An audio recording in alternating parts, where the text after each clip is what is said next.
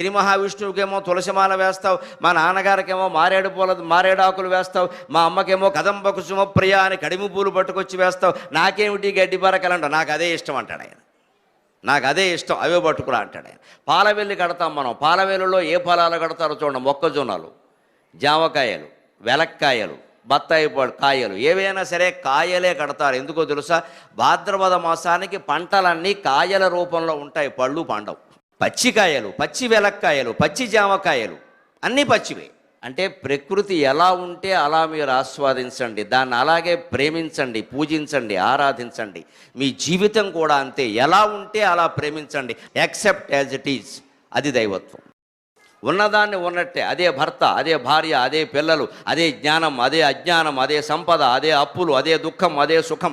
ఏ మార్పు కోరుకోకుండా నేను నీ కోసం ఉన్నాను భగవంతుడా అనగలిగితే అది మార్పు, అది జీవితం, అది దైవత్వం.